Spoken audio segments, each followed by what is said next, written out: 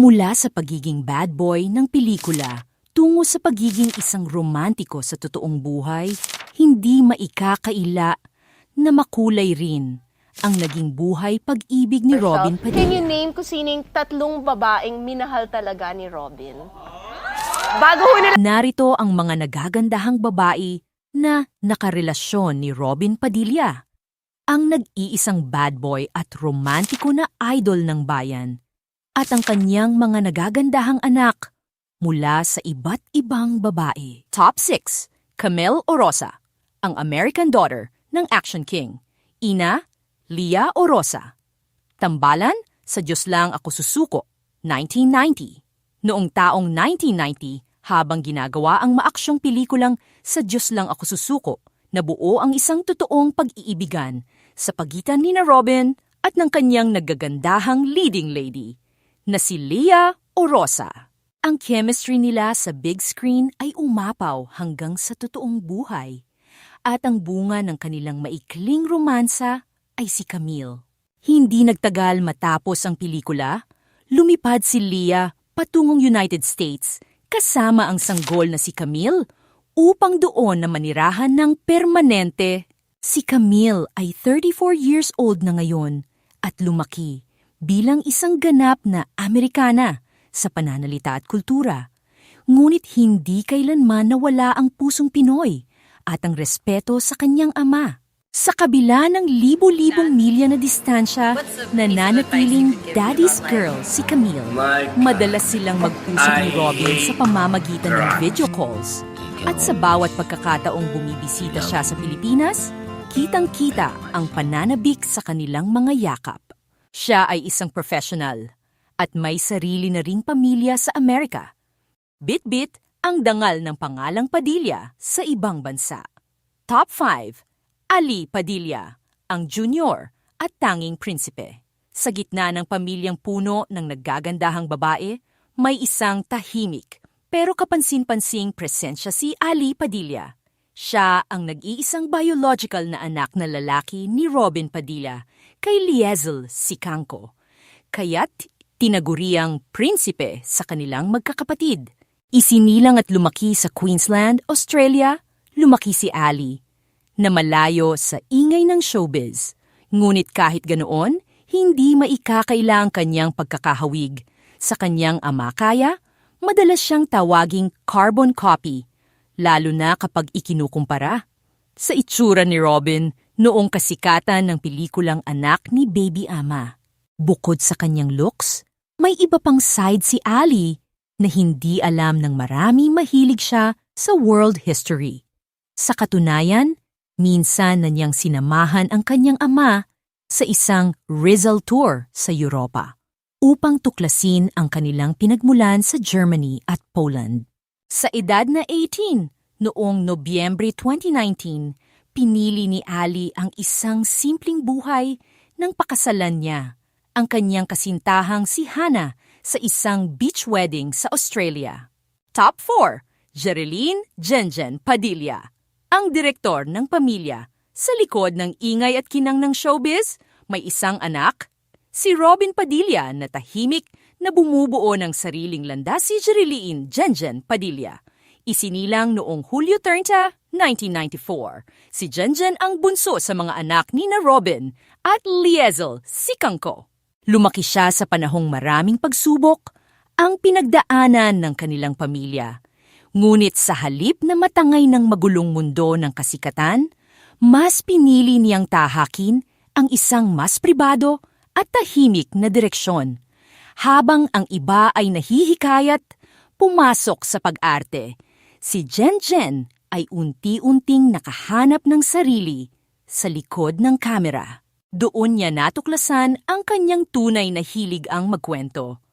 Hindi bilang artista, kundi bilang isang direktor na may sariling pananaw at estilo. Taong 2019, nang makamit niya ang isa sa kanyang pinakamahalagang tagumpayang pagtatapos ng Bachelor of Film sa Bond University sa Queensland, Australia. Sa araw ng kanyang graduation, hindi maitago ni Robin ang kanyang pagmamalaki.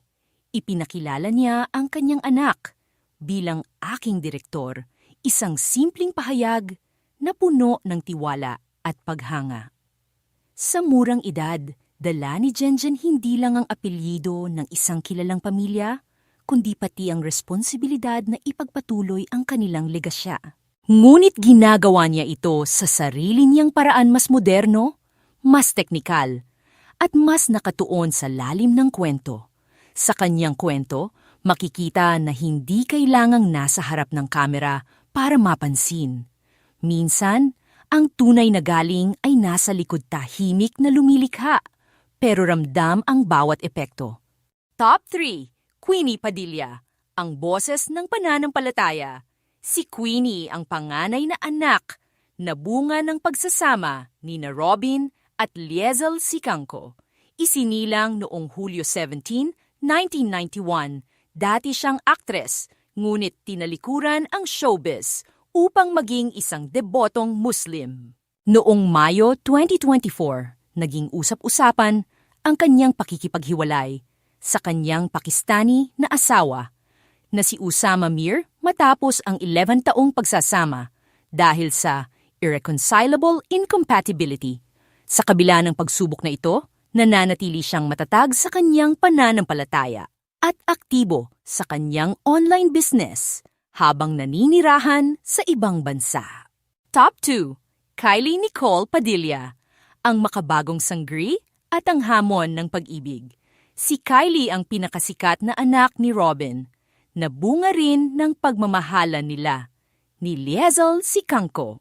Isinilang noong Enero 25, 1993, naging iconic ang kanyang role bilang sanggri amihan sa 2016 remake ng Encantadia, ang Sakripisyo sa Encantadia. Noong 2016, ang karakter ni amihan ay kailangang mamatay sa kwento dahil sa totoong buhay, si Kylie ay nagdadalang tao sa kanyang unang anak na si Alas. Ito ay isang malaking sakripisyo para sa kanyang karera. Ngayong 2026, muling nagbabalik si Kylie bilang amihan sa Encantadia Chronicles. Sanggri, isang proyektong itinuturing niyang wish granted at pambawi sa kanyang mga fans, ang hiwalayang Kylie at Aljur. Noong Disyembre 2018, ikinasal si Kylie kay Aljur Abrenica. Ngunit noong Abril 2021, tuluyan silang naghiwalay dahil sa issue ng third party. Ang pahayag ni Robin sa isang tanyag na interview kay OG Diaz, inamin ni Robin na ng babae si Aljur. Ang naging sagot ni Robin nang tanungin kung bakit hindi siya nagalit ng husto ay puno ng realismo. Ano sasabihin ko kay Aljur? Gago ka. Ba't ka ng babae? Sasabihin sa akin ni Aljur, bakit kayo pa? Hindi ba kayo ng babae? Ayoko masagot nun. Mapapahiya ako. Pinayuhan na lang niya si Kylie na ibalik ang kanyang fighting spirit sa pamamagitan ng Muay Thai. Top 1. Maria Isabela at Maria Gabriela Padilla, ang mga miracle babies ni Mariel. Ang ating top 1 spot ay nakalaan sa mga anghel na nagpabago at nagpaamo sa dating bad boy sina Isabela at Gabriela. Sila ang mga anak ni Robin sa kanyang kasalukuyang asawa. Ang naging nanay nila ay ang TV host na si Mariel Rodriguez. Ang love story ni na Robin at Mariel. Nagsimula ang lahat sa set ng show na Wawawi noong 2010 kung saan pansamantalang nag-host si Robin. Si Mariel ay sumusulat ng anonymous letters kay Robin araw-araw sa dressing room nito upang ipadama ang mainit na pagtanggap. Bago sila naging opisyal, naging tapat si Robin at inilatag ang kanyang mga cards na siya ay may mga anak at may pamilyang sinusuportahan. Ang mabilis na panliligaw ni Robin kay Mariel ay nagbunga ng isang matatag na pagsasama na umabot na ngayon ng 60 na taon. Marami ang nagulat nang magpakasal sila sa India, ngunit pinatunayan nilang tunay ang kanilang pagmamahalan. Si Isabela ay 9 years old at si Gabriela ay 6 years old. Sila ang mga anak na nagturo kay Robin kung paano maging isang soft at hands-on na ama sa kanyang senior years. Sa bawat vlog at post ni Mariel, makikita natin ang ibang side ni Robin ng amang naglalaro, nag-aalaga, at nagpapakain sa kanyang mga bunsong prinsesa. Sila ang naging simbolo ng kanyang happy ending at ang kapayapaang matagal niyang hinanap. Sila ang top 1 dahil sila ang nagpapatunay na kahit ang pinakamatapang na bad boy ay lumalambot pagdating sa pagmamahal ng kanyang pamilya. At idadagdag pa rito ang mga babaeng na link kay Robin dahil sa kanilang mga iconic movies. Sharon Cuneta, ang megastar, nakatambal ni Robin sa super blockbuster na Maging Sino Ka Man, 1991. Ang kanilang Langit Ka, Lupa Ako na chemistry ay nauwi sa isang whirlwind romance. Ayon kay Sharon, halos nauwi na ito sa engagement at kasalan. Ngunit hindi natuloy nang malaman niyang may nabuntis si Robin ng panahong iyon. Muli silang nagtambal sa Unexpectedly Yours noong 2017. Chris Aquino, ang Queen of All Media, naging karelasyon ni Robin matapos silang ipakilala ni Inday Badiday. Nagkasama sila sa pelikulang You and Me Against the World, 2003.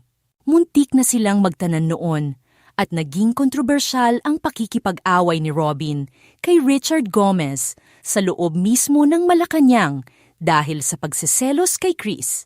Maricel Soriano, ang Diamond Star. Sila ang bida sa Tulak ng Bibig, Kabig ng Dibdib, 1998. Bagamat may mga balibalitang nagkamabutihan sila sa set dahil sa tindi ng kanilang kissing scenes, nanatili silang mabuting magkaibigan matapos ang proyekto.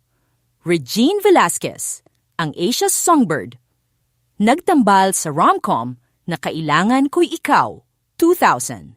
Ito ang pelikulang nagpakita ng mas malambot na side ni Robin.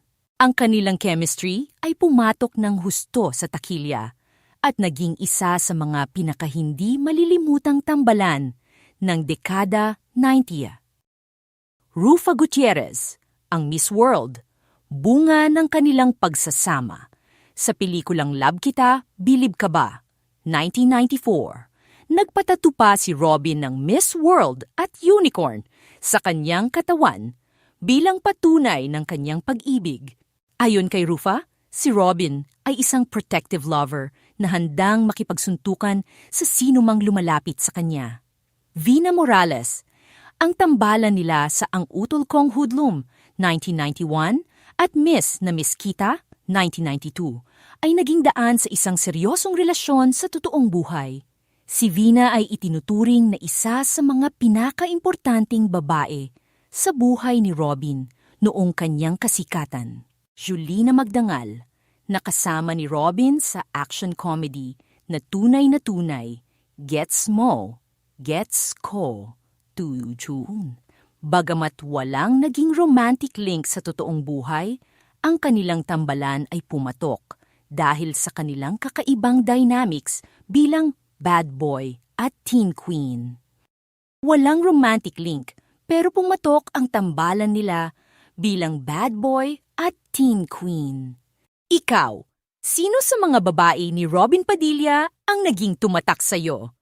Comment down below at huwag kalimutang i-like at subscribe para updated ka sa mga ganitong kwento.